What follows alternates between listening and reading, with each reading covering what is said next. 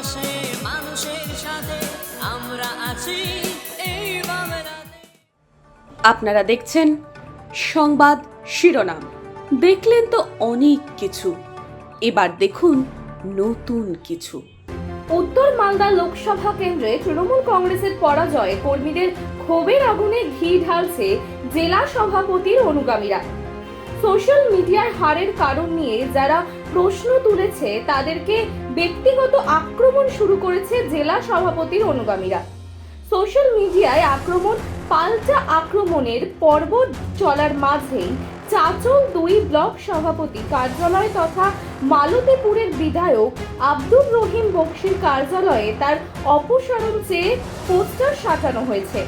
বিধায়ক তথা জেলা সভাপতি আব্দুর রহিম বক্সিকে দুর্নীতিবাজ বলে আখ্যায়িত করা হয়েছে।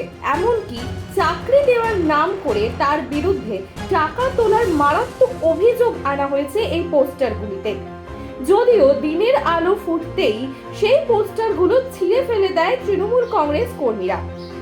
লোকসভা ভোটের ফল বেরোনোর পরেই দেখা যায় রতুয়া বিধানসভা কংগ্রেসের চেয়ে 30,000-এরও বেশি ভোটে পিছিয়ে তৃণমূল প্রার্থী প্রসূন বন্দ্যোপাধ্যায়। এ নিয়ে সোশ্যাল মিডিয়ায় বিদ্রোহ শুরু করেছে নিচুতলা তৃণমূল কংগ্রেস কর্মী সমর্থকেরা। রীতিমতো পরিসংখ্যান তুলে ধরে আক্রমণ করা হয় তৃণমূল সভাপতি বিধায়ক আব্দুর রহিম বক্সি ও রতুয়ার বিধায়ক তথা জেলা তৃণমূলের চেয়ারম্যান সমর মুখার্জিকে। কর্মীরা প্রশ্ন তোলেন নিজেদের বুথে লিড দিতে পারেননি জেলা সভাপতি ও চেয়ারম্যান এবং রতুয়া 1 ব্লক সভাপতি। নেতাদের বুথগুলিতে ব্যাপকভাবে পর্যদস্ত হয়েছে শাসক দলের প্রার্থী। এরপরেই তৃণমূল কংগ্রেস প্রার্থীর পরাজয় মানতে না পেরে সোশ্যাল মিডিয়ায় সোচ্চার হন নিচুতলার নেতা কর্মীরা।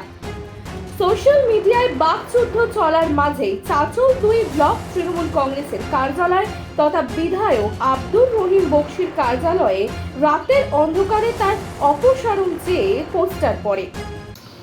লোকসভা নির্বাচনে মালদা জেলার ফল সত্যি অত্যন্ত হতাশাজনক। এই ব্যাপারে দল আত্মসমালোচনা করবার জন্য সুনির্দিষ্ট পদ্ধতিতে দল এগোবে।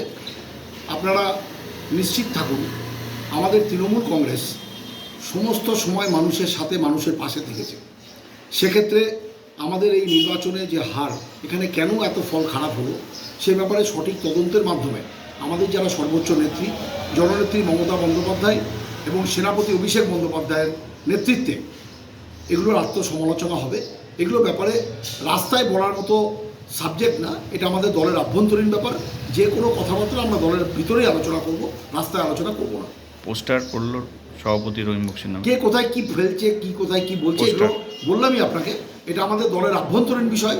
আমাদের এই হার নিয়ে বা হতাশাব্যঞ্জক রেজাল্ট নিয়ে আমরা আত্মসমালোচনা করব বটে, কিন্তু এটা দলের আভ্যন্তরীণ বিষয়। দলকে কালিমালিপ্ত করার জন্য রাস্তায় বা কোনো জায়গায় আলোচনা করে এটা দল বিরোধী কার্যকলাপ বলেই আমরা মনে করি। পোস্টার ফেরানোর আপনি কি বলছেন? আমার যা বলার আমি বলে দিয়েছি।